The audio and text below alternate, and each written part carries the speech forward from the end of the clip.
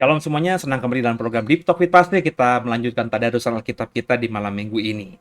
Saya berharap semuanya malam minggunya ceria, bahagia, diberkati, dan kita satu dalam hati. Kita berdoa terlebih dahulu sebelum kita mulai. Bapak yang baik, terima kasih buat malam minggu ini kami kembali boleh bertadarusan. Bicara kepada kami, berikan hikmat-Mu, rema-Mu kepada kami semua. Jangan satupun kami yang Kau lalui, kami siap diberkati. Haleluya. Amin. Bapak Ibu, sebelum kita membaca kitab kita Yesaya 57 kalau tidak salah hari ini, kita ambil waktu sejenak untuk memuji dan menyembah Tuhan.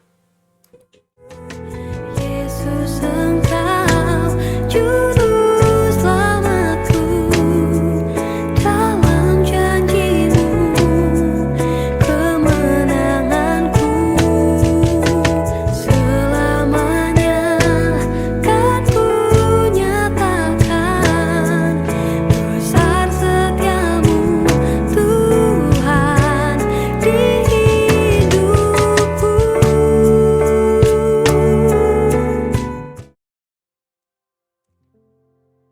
Ya, Yesaya pasal 57. Kita sama-sama coba membacanya Bapak Ibu. Ayat 1 ya. Orang benar binasa dan tidak ada seorang pun yang memperhatikannya. Orang-orang saleh tercabut nyawanya dan tidak ada seorang pun yang mengindahkannya. Sungguh karena merajalelanya kejahatan tercabutlah nyawa orang benar dan ia masuk ke tempat damai. Orang-orang yang hidup dengan lurus hati mendapat perhentian di atas tempat tidurnya. Tapi kamu, mendekatlah kamu kemari, hai anak-anak, dari perempuan-perempuan sihir, hai keturunan orang yang berjinah dan perempuan sundal. Tentang siapakah yang kamu berkelakar, terhadap siapakah kamu melontarkan kata-kata yang bukan-bukan dan mengejeknya? Bukankah kamu ini anak-anak pemberontak, keturunan pendusta, hai orang-orang yang terbakar oleh hawa nafsu dekat pohon-pohon keramat? Di bawah setiap pohon yang rimbun, hai orang-orang yang menyembelih anak-anak di lembah-lembah, di dalam celah-celah bukit batu. Penyembahan berhala sebagai perjinahan. Lanjut ya. Ayat 6. Padamu hanya ada batu-batu licin dari sungai, dan hanya itu sajalah yang ditentukan bagimu. Kepada mereka juga engkau mengunjukkan korban curahan dan mempersembahkan korban sajian. Masakan aku sabar akan hal itu? Engkau menaruh petiduranmu di atas gunung yang tinggi dan menjulang, dan ke atas gunung itu juga engkau naik untuk mempersembahkan korban sembelihan. Engkau telah menaruh lambang berhalamu di ambang pintu masuk rumahmu. Ya, engkau telah meninggalkan aku dan menelanjangi dirimu. Engkau telah menaiki petiduranmu dan telah melebarkannya. Engkau telah mengadakan janji dengan beberapa orang yang kau ingini untuk tidur bersama-sama mereka, dan engkau memandangi lingga. Engkau datang menghadap Molok dengan membawa minyak dan banyak-banyak wangi-wangian. Engkau menyuruh duta-dutamu pergi sampai jauh dan sampai ke bawah di dunia orang mati. Oleh perjalananmu yang jauh engkau telah letih lesu, tapi engkau tidak berkata, tidak ada harapan. Engkau mendapat kekuatan yang baru, sebab itu engkau tidak menjadi lemah. Kepada siapa gerangan engkau gentar dan takut, sehingga engkau berdusta dan tidak mengingat aku, atau memberi perhatian kepadaku? Bukankah mereka Bukankah karena aku membisu dan menutup mata, engkau tidak takut kepadaku? Aku akan menyebutkan kesalehanmu dan segala perbuatanmu, tapi semua itu tidak akan berguna bagimu. Apabila engkau berteriak, biarlah berhala-berhalamu melepaskan engkau. Mereka semua akan ditiup angin, akan diterbangkan hembusan nafas. Tapi orang yang berlindung kepadaku akan mewarisi negeri dan akan memiliki gunungku yang kudus. Perikop berikutnya, kata-kata penghiburan. Ada yang berkata, bukalah, bukalah, persiapkanlah jalan.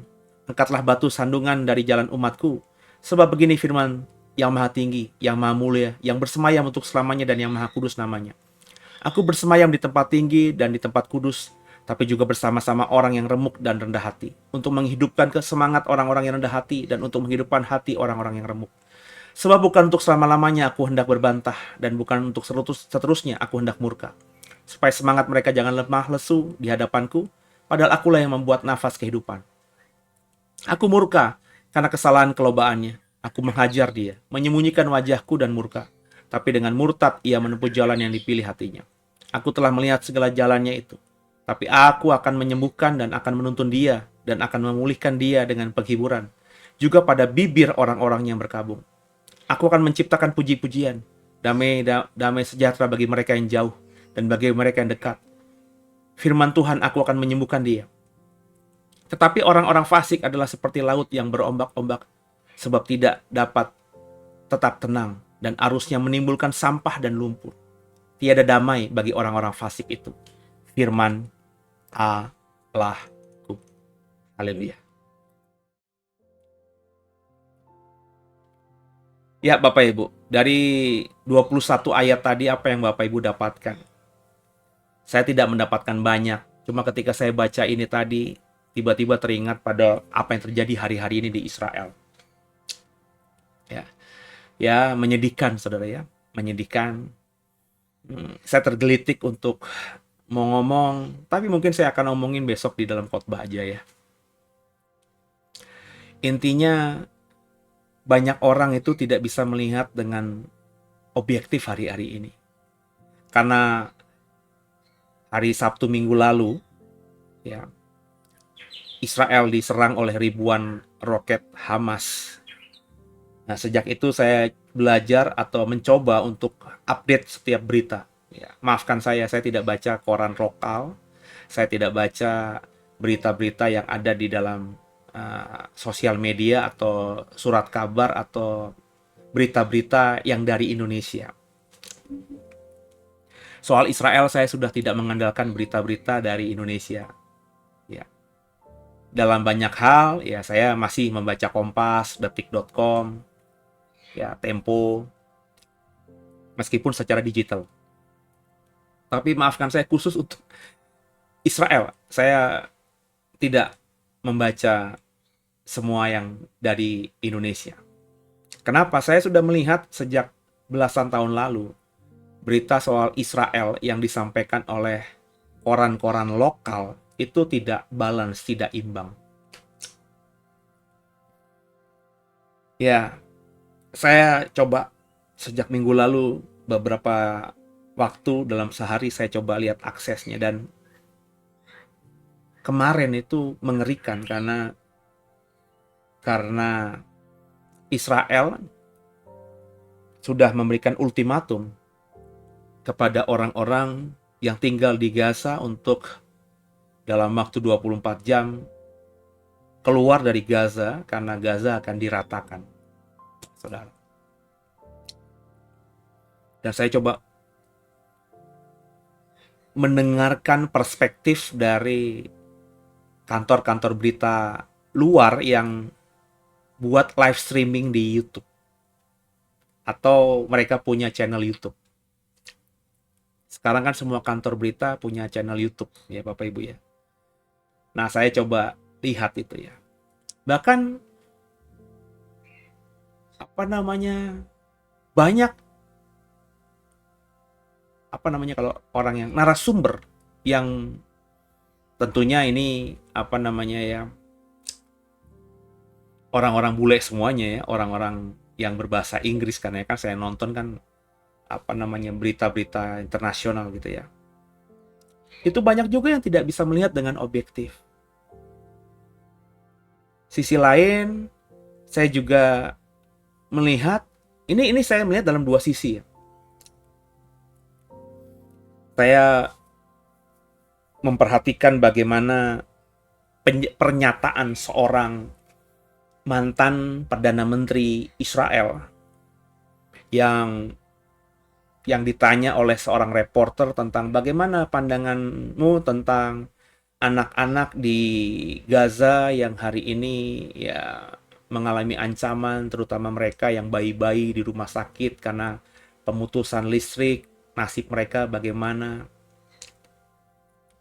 Kurang lebih mantan Perdana Menteri Israel berkata, kamu nanyain tentang perasaanku terhadap orang-orang atau anak-anak yang ada di Gaza gitu, nggak masuk akal, dengan bahasa yang tinggi. Kok kamu nggak nanya soal bagaimana anak-anak Israel yang dibantai oleh roket-roket Gaza di hari Sabat? Jadi kalau Bapak Ibu memahami yang saya ngomong karena juga mengikuti berita-berita ini nggak sampai ke mana, ke koran-koran kita nggak ada gitu ya. Koran-koran kita itu kan hanya ya nyampaikan yang berat sebelah lah gitu ya.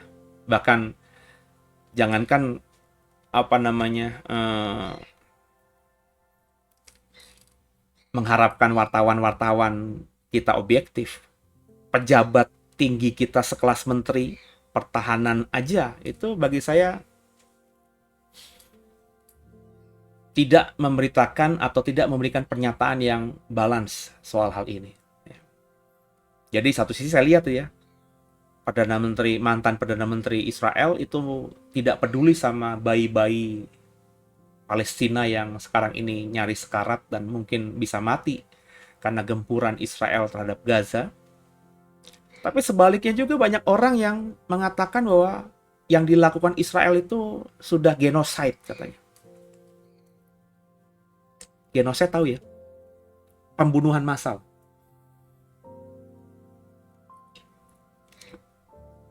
Tindakan yang di luar kemanusiaan.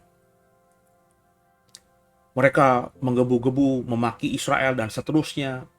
Ada yang netral, dalam artian nadanya netral, tapi jelas banget kelihatan mereka pro kepada Palestina.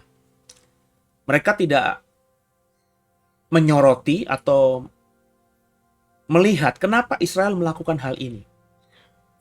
Ya.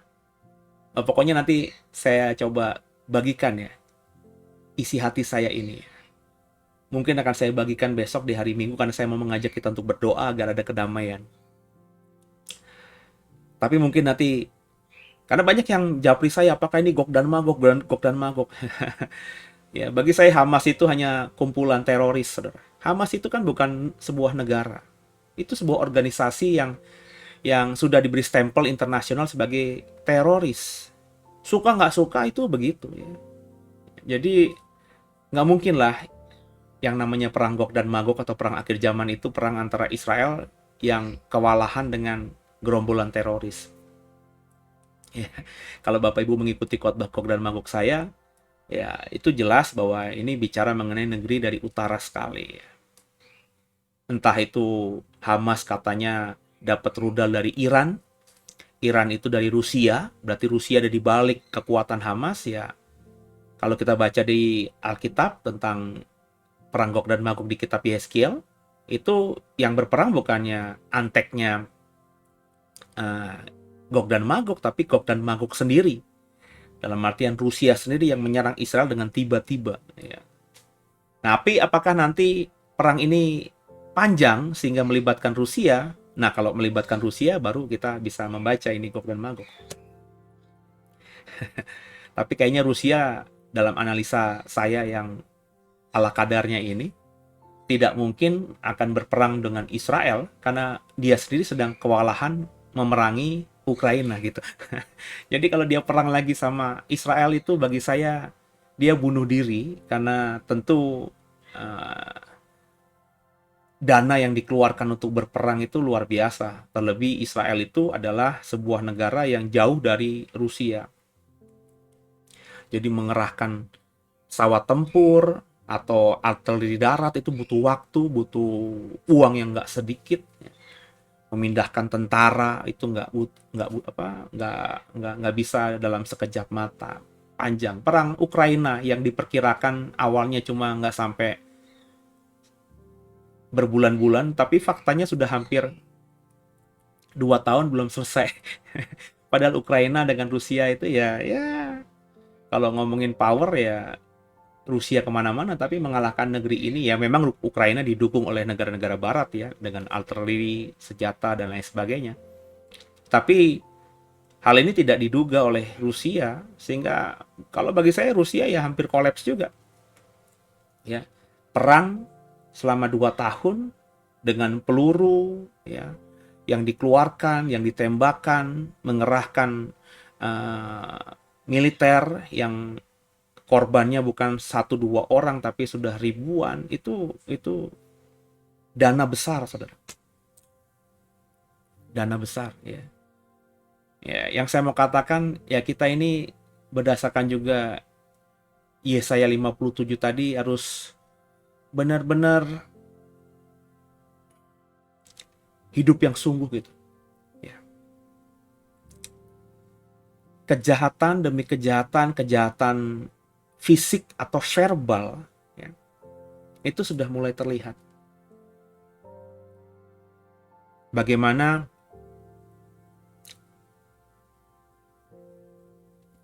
lewat caci maki, bullying, kita bisa membunuh seseorang. Ya.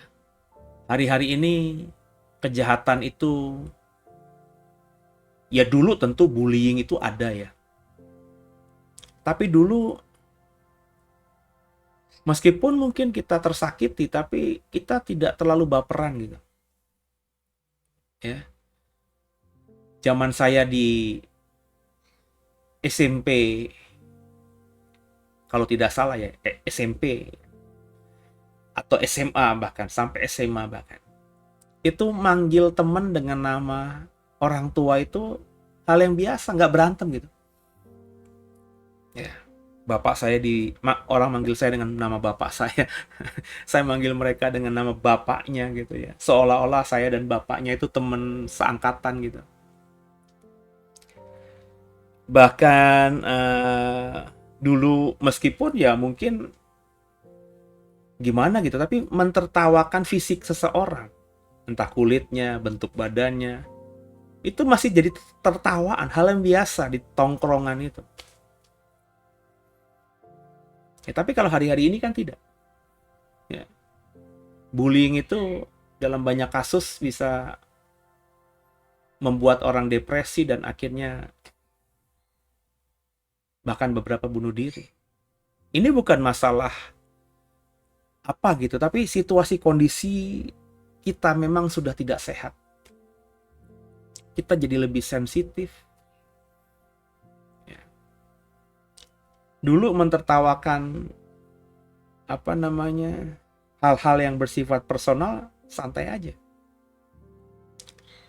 Dulu saya main bola di halaman masjid, bahkan bisa masuk ke masjid ketika teman saya sholat maghrib, tidur-tiduran di masjid, padahal seluruh isi masjid tahu saya bukan orang Islam. Itu biasa aja. Dulu kalau ngerayain Natal, mengundang RT RW atau teman-teman yang muslim untuk ikut merayakan, bahkan mengundang mereka untuk masuk ke dalam gereja sebagai undangan meskipun mereka tidak ikut ibadah ya. Kan ada perayaan tuh. Biasanya kan RT, RW, kadang-kadang lurah diberikan waktu untuk memberikan kata sambutan atau yang mewakilinya. Itu kan mereka bukan orang Kristen tentunya. Mereka santai aja. Ketika dulu saya masih aktif di gereja lama yang dekat dengan rumah saya, satu komplek itu, main volley terus ngajak teman-teman yang bukan remaja gereja alias tetangga yang tentu bukan Kristen, untuk main voli bareng, habis itu nongkrong, minum Coca-Cola bareng. Itu hal yang biasa. Ketika dulu kita mau menjelang Natal, terus rapikan gereja sampai begadang, dekor gereja sampai bergadang, atau kita dalam ulang tahun gereja, ada acara perlombaan-perlombaan dari bridge, main catur, main pingpong, main badminton, dan perlombaan-perlombaan lain, terus membuat keramaian di gereja itu mengundang akhirnya keingintahuan dan kehadiran tetangga-tetangga yang ada di sekitar gereja yang notabene bukan Kristen untuk datang nonton ngobrol karena juga bagian dari warga komplek yang sama. Itu sesuatu yang biasa. Tapi hari-hari ini saya nggak yakin. Ini kan berarti memang ada situasi kondisi eksternal yang sudah berubah, yang tentunya akan membuat kita semakin sensitif. Nah, ini yang saya mau katakan, bahwa dalam apa yang saya baca di Yesaya ini, kita harus terus menjadi orang yang belajar untuk berhikmat, dan supaya kita bisa menilai sesuatu dengan benar. Dalam konteks tadi perang yang terjadi di Israel sana, Israel lagi mungkin hari-hari ini hari Sabtu ya, karena deadline-nya kemarin. Hari ini mungkin Gaza saya belum lihat lagi ya berita, tapi tadi live memang mencekam. Itu gedung-gedung bertingkat di Gaza sudah hancur sebenarnya. Beberapa orang nggak bisa meninggalkan Gaza. Kenapa? Karena tentara Hamas itu melarang mereka. Karena kalau orang-orang Palestina ini Gaza itu mengungsi, maka Hamas itu pasti akan menjadi sasaran empuk. Maka Hamas melarang orang-orang Palestina yang di Gaza untuk mengungsi gitu, untuk dijadikan tameng hidup. Sehingga kalau Israel nanti ngebom, yang mati adalah rakyat sipil, maka banyak orang akan semakin mengutuk Israel. Kan itu yang diharapkan Hamas. Teroris kan itu begitu ya. Nggak berani perang terbuka. Kalau di koran-koran Indonesia kan pemimpin Hizbullah, pemimpin Hamas mengajak Israel perang terbuka. Itu mana mungkin lah mereka berani ngajak Israel perang terbuka. Negara lain saja, yang berdaulat saja, yang punya angkatan perang saja, yang punya dana untuk berperang saja, bahkan negara besar sekalipun, berpikir bukan cuma 2 kali, 5 kali, 10 kali untuk memerangi negara Israel yang kecil itu. Jadi itu hanya propaganda ya Bapak Ibu. Tapi nggak banyak orang bisa melihat itu. Ini saya nggak tahu nih hari ini ada berita apa di dalam konteks politik nasional. Ya, kan lagi heboh nih ya soal orang-orang yang mengajukan kepada MK agar merubah batas minimum calon wakil presiden dan calon presiden menjadi 35 tahun untuk mengakomodasi anaknya presiden sekarang ini supaya bisa sah menjadi calon wakil presiden. Itu kan memang isunya seperti itu, dan bukan isu sih, karena itu sudah secara terbuka disampaikan umur 35 itu ya karena memang umurnya Gibran itu 35. Kenapa nggak dibikin 30 aja atau 20 sekalian, atau dibatalkan aja? Nggak ada tuh batas minimum, batas maksimum calon presiden dan calon presiden, dibuang aja lah. Anak TK juga kalau mau maju juga boleh aja gitu. Kalau mau fair kan begitu. Kenapa muncul 35 gitu?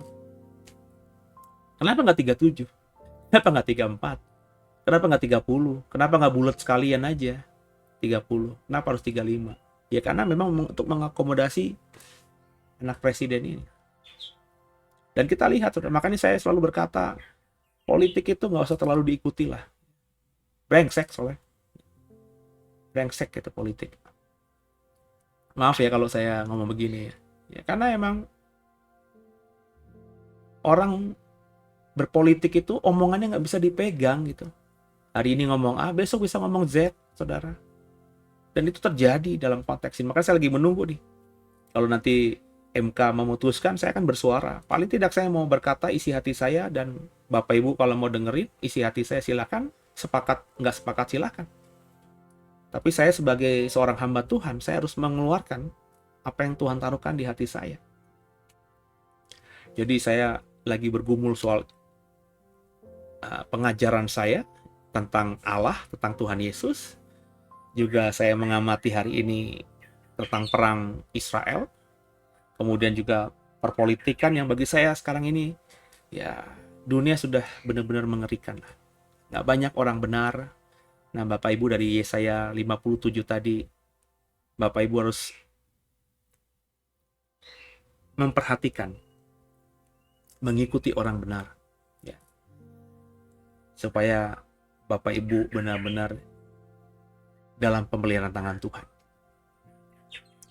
Jangan jadi orang-orang yang sekarang ini mendua hati, berkata Kristen tapi hidupmu, cara berpikirmu, perkataanmu itu tidak mencerminkan iman Kristen. Ya itu aja paling yang saya dapatkan. Jangan jadi orang yang munafik.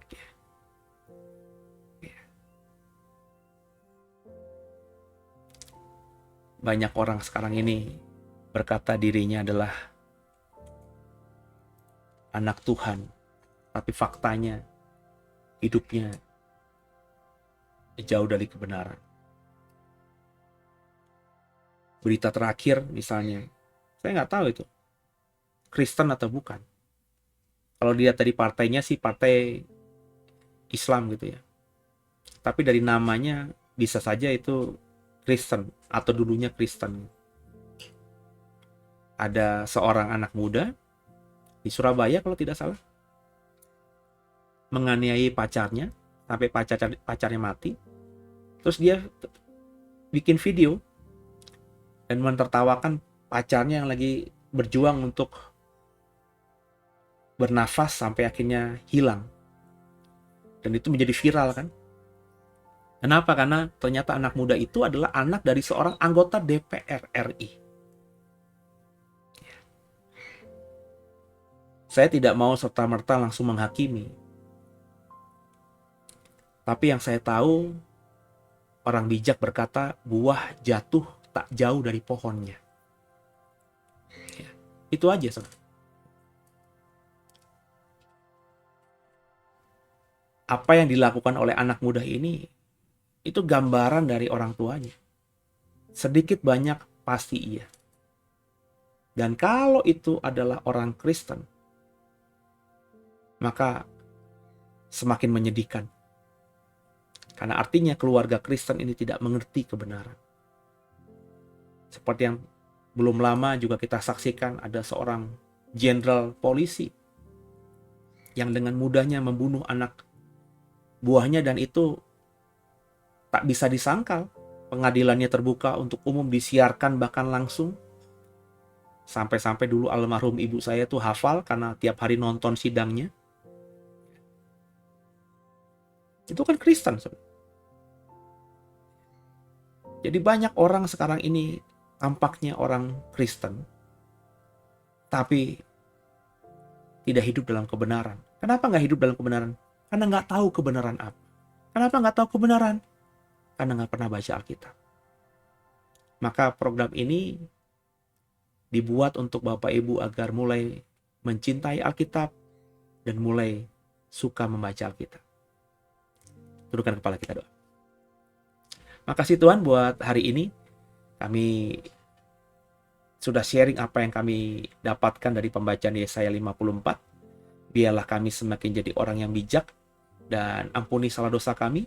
Yesus Kristus adalah Tuhan Juru Selamat kami yang hidup, dan ke dalam tangan-Mu lah kami serahkan tubuh, jiwa, dan roh kami. Haleluya. Amin. Bapak Ibu, jangan lupa besok ibadah bersama kami di ibadah pagi jam 6. Saya siapkan materi soal Melkisedek.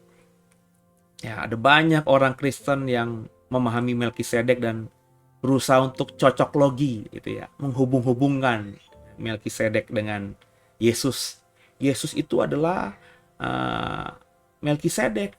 Melkisedek itu adalah teofani Yesus. Melkisedek itu bahkan Allah. Ada yang pernah mengajar begini, Allah yang menampakkan diri gitu. Ya, coba kita belajar Bible dengan benar. Dan siangnya jam 11 saya akan khotbah lanjut tentang Yesus. Banyak orang Kristen berkata Yesus adalah Yahweh. Ayatnya dari pernyataan di Yohanes, aku adalah ego emi. Ya. Dan saya coba membagikan tafsir saya. Apakah Yesus itu Allah? Apakah Yesus adalah Yahweh? Ya. Apakah perkataan ego emi dalam Injil Yohanes itu setara dengan pernyataan ego emi Septuaginta di dalam Keluaran, di mana ada percakapan Musa kepada Tuhan. Kalau nanti orang Israel menanyakan siapa dirimu, apa yang harus kukatakan kepada mereka? Terus Tuhan menyatakan dirinya, aku adalah aku. Ehyeh aser ehyeh, gitu ya. Ego emi. Apakah benar Yesus itu dalam Injil Yohanes menyatakan dirinya adalah Yahweh? Nah, minggu besok kita dengerin pemaparan saya dan pastinya kalau kau mau belajar dengan sungguh akan diberkati. Sampai jumpa. God bless you.